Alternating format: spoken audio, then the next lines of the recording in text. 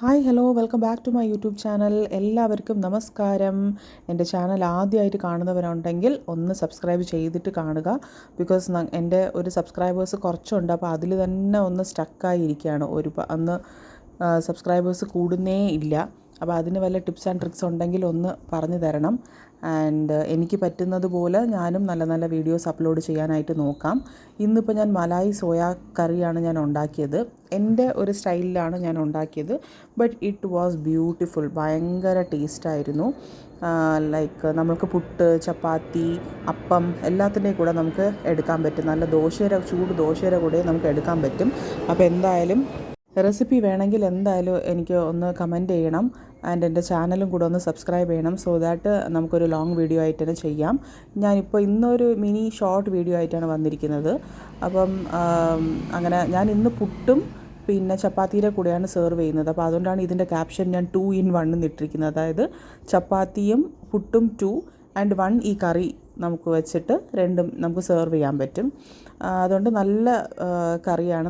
നമുക്ക് ആ മലായിൻ്റെ നല്ല ഫ്ലേവർ കിട്ടും. പിന്നെ ഇതിൽ ഞാൻ സോയ ആണ് യൂസ് ചെയ്തിരിക്കുന്നത്. കാണുമ്പോൾ ചിലപ്പോൾ നോൺ വെജ് ആയിട്ടൊക്കെ തോന്നുമായിരിക്കും, പക്ഷേ പ്യോർ വെജ് കറിയാണിത്. അപ്പോൾ രാവിലെ ഇന്ന് ഇച്ചിരി നേരത്തെ എണീറ്റത് കൊണ്ടാണ് എനിക്കിത് കറിയും ഒക്കെ ഉണ്ടാക്കാൻ പറ്റിയത്. പിന്നെ ഇന്ന് സ്കൂളില്ലാത്ത ദിവസമാണ്. ഇന്ന് അവൾക്ക് ആർട്ട് ഫെസ്റ്റ് നടക്കുന്നത് കൊണ്ട് സ്കൂളില്ല. സ്കൂളുണ്ടെങ്കിൽ എനിക്ക് ഇച്ചിരിയും കൂടെ ഹറി ആയിട്ടുള്ള ഒരു സമയമാണ്. ആൻഡ് സ്കൂളില്ലാത്തത് കൊണ്ട് എനിക്ക് പതുക്കെ എണീറ്റാൽ മതി. അപ്പോൾ ചേട്ടൻ ഓഫീസിൽ പോണതിന് മുന്നേ എനിക്ക് ബ്രേക്ക്ഫാസ്റ്റ് റെഡി ആക്കണം. അതാണ് എൻ്റെ ടാർഗറ്റ് ആയിരുന്നത്. അപ്പോൾ ഞാൻ വിചാരിച്ചു എന്തായാലും ഇന്ന് മലായി സോയ കറി ഉണ്ടാക്കിയിട്ട് കുറച്ച് ദിവസമായി. ഞാൻ മുന്നേയൊക്കെ ഉണ്ടാക്കിയിട്ടുണ്ട്. ഹസ്ബൻഡിൻ്റെ വീട്ടിലൊക്കെ നിൽക്കുമ്പോഴത്തേക്കും അവർക്ക് ഭയങ്കര ഇഷ്ടമാണ്. ഞാൻ അവരെയാണ് ആക്ച്വലി മിസ് ചെയ്തുകൊണ്ടിരുന്നത്. ഈ കറി ഉണ്ടാക്കുമ്പോൾ ഞാൻ അവിടെ പോകുന്ന സമയത്തൊക്കെ എന്നെ കൊണ്ട് ഉണ്ടാപ്പിക്കാറുണ്ട്. അവർക്ക് ഭയങ്കര ഇഷ്ടമാണ്. ചപ്പാത്തിക്കും ദോശയ്ക്കും ഒക്കെ കഴിക്കാറുണ്ട്. അപ്പോൾ ഞാനത് മാറ്റി വെച്ചു. എനിക്കും ഭയങ്കര സന്തോഷമാണ് ഉണ്ടാക്കി കൊടുക്കാനായിട്ട്. അപ്പം പുട്ടിനുള്ളത് ഞാൻ മാവ് ഒന്ന് റെഡിയാക്കി വെച്ചിരുന്നു പുട്ടിന്. അപ്പം പുട്ടിന് നമുക്ക് എല്ലാവർക്കും അറിയാമെന്നുള്ളൊരു കാര്യം തന്നെയാണ്. ഇങ്ങനെ നമ്മൾ ഹോൾഡ് ചെയ്യുമ്പോഴത്തേക്ക് ഇങ്ങനെ ആ ഷേപ്പ് കിട്ടണം, പൊടിക്കുമ്പോഴത്തേക്കും പൊടിയണം. ഇതാണല്ലോ പുട്ടിൻ്റെ ഒരു പുട്ടുമാവ് നമ്മൾ മിക്സ് ചെയ്യുന്ന ഒരു കൺസിസ്റ്റൻസി. അറിയാത്തവൾ നോക്കിക്കോളൂ. അറിഞ്ഞവരെന്തായാലും ജഡ്ജ് ചെയ്തോളൂ. കറക്റ്റ് ആണല്ലോ അല്ലേ?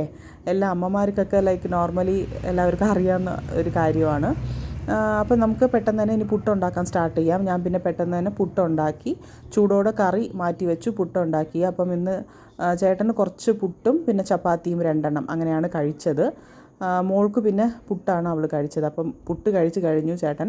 ഇനിയിപ്പം 2 ചപ്പാത്തി ഞാൻ നല്ല ഗീ ഒക്കെ ഇട്ട് ബട്ടറൊക്കെ ഇട്ടിട്ടാണ് ഞാൻ കൊടുത്തത്. അപ്പോൾ breakfast time was going on. ഇത്രേ എടുത്തിട്ടുള്ളൂ ഗൈസ്. എന്തായാലും മറ്റൊരു നല്ല വീഡിയോ ആയിട്ട് കാണാം. Thank you so much.